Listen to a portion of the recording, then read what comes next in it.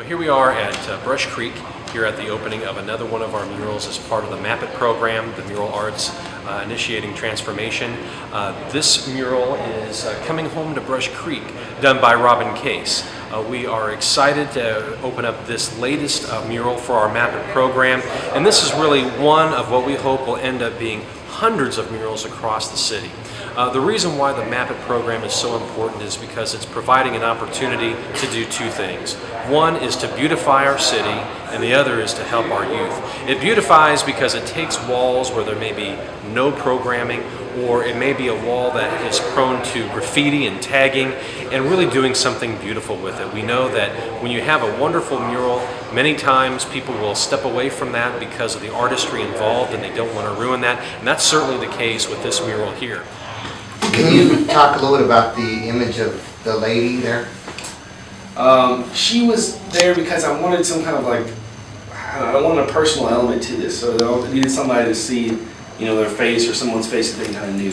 I felt it was a little impersonal if it was just this cloudy sky and a handshake.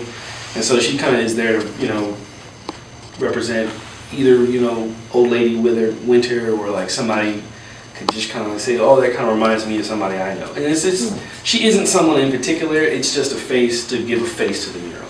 Okay. But thanks, it's really nice to hear the inside. That's the thing I know with public art is that there's always a lot of story behind the end product, and rarely do we get a chance to hear, what the thinking was and all the experiences. Yeah.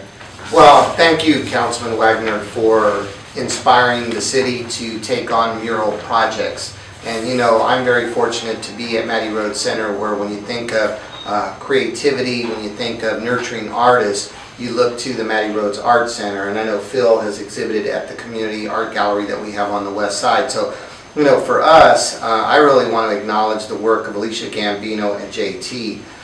Both of them have put countless hours into going out and visiting the sites, measuring the sites, pricing it all out, and managing the dollars and working with the park staff. So I want to commend obviously my second family, the park department, of the cooperation to make all of this happen. So for us, this just speaks to who Mattie Rhodes Center is. It's about service to our community, and if there's a way to bring attention to artists like Phil and others, and to have people celebrate the rich culture and diversity that we have in Kansas City, then we're there. So on behalf of Mattie Rhodes Center, I appreciate being a partner, and I would like Alicia just to say a few comments, but again, I just wanted to commend our two wonderful staff.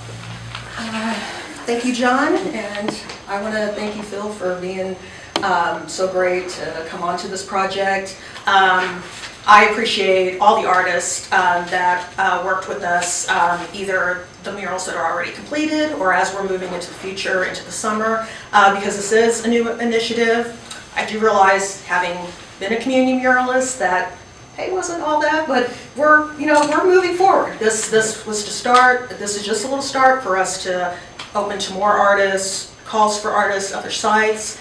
And I want to really thank our youth development coordinator, JT. He did a lot of work on this, hopping between sites, working with artists, and he just did a really, really great job. I'm very proud of him. And can't wait until we are able to unveil the other ones. By the end of the summer, we should have 6 in total.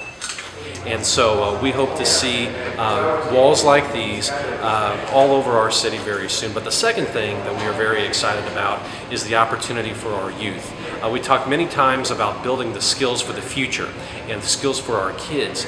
Well, the reality is that it's not just the technology arts, but it's the arts where we need to develop those skills as well. Murals take a lot of different skills, very, very specific skills. And so the opportunity to match up established artists with youth is what MAPIT is all about.